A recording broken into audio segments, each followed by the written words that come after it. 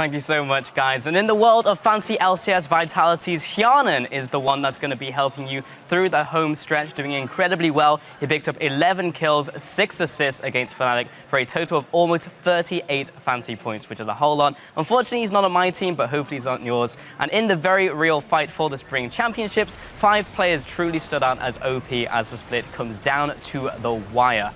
So, first up on the list, it is H2K's Vander in support, currently on 20 KDA. Had an unbelievable performance on Thresh specifically, and just had some amazing hooks in that game. Moving on to the second one in our OP5 list, it is the mid laner from Origin, and maybe the return of the king, as Xpeke did an exceptional job in the mid lane. 40% of the team's damage as Corki versus the Unicorns of Love, as well as bringing some split push pressure we really haven't seen from Origin throughout the split so far.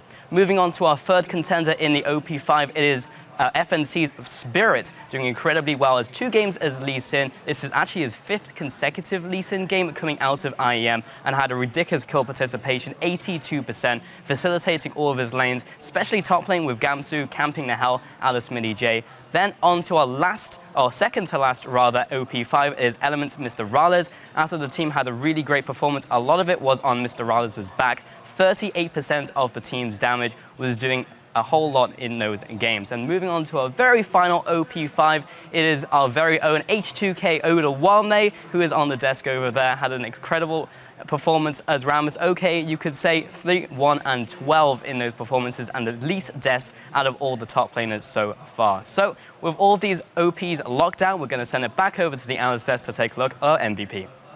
Thank Scripted. Scripted. Live reaction.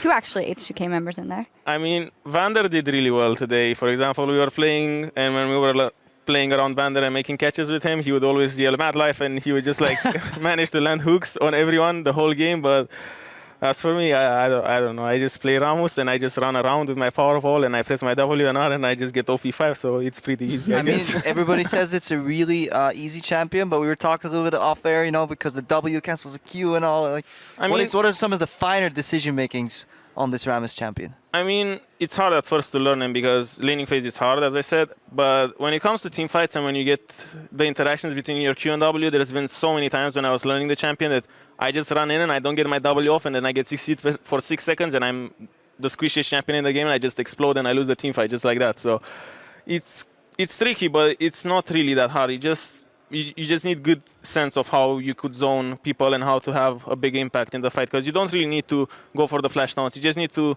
sit between their backline and their front line, and you have the biggest impact just doing that. Yeah, still a great performance from you in the OP. The MVP, though, rising above the rest in the battle for first place was G2's Trick. He had 6 kills and a KDA of 12 in Week 8 to earn the title of MVP playing Gragas.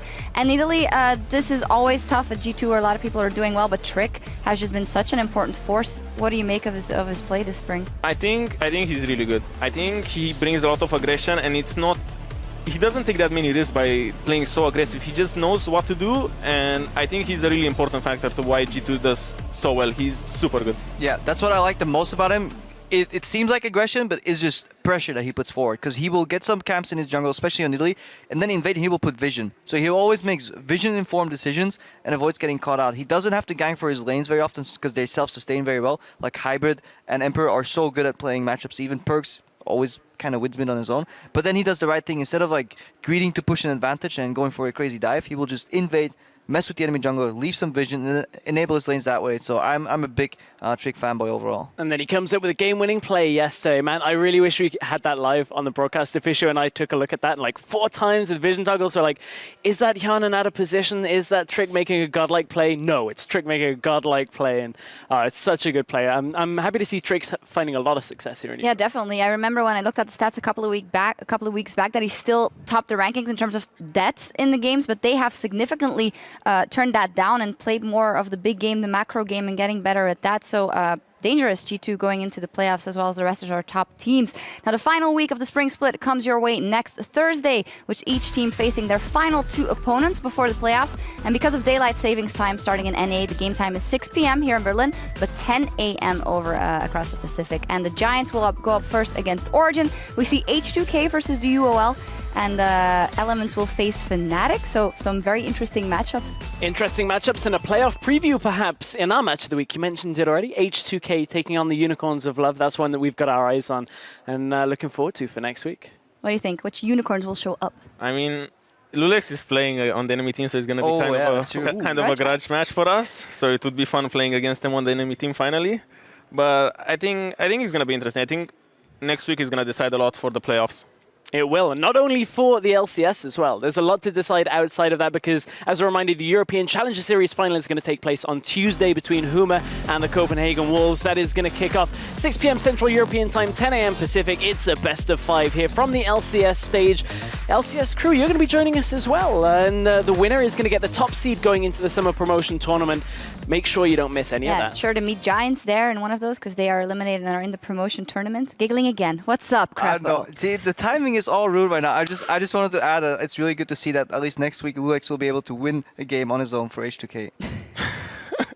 No, we can go. That's really mean. Wow. That's really mean. Let's continue going. Week 8 isn't over yet, though. Over in NA, it is their match of the week this Sunday between NRG and Team Liquid. Fantastic matchup. That is Sunday. But until then, the action over in Los Angeles starts tomorrow already at 9 p.m. Central European Time, noon Pacific, with the Renegades versus Cloud9, TSM versus TIP. Very interesting. And CLG versus Team Liquid, that match on Thursday as well. On Saturday as well. We are Friday. Yes, we are. Shocks. It's going to be interesting because at CLG, of course, IEM high hopes. See if they've rebounded coming back.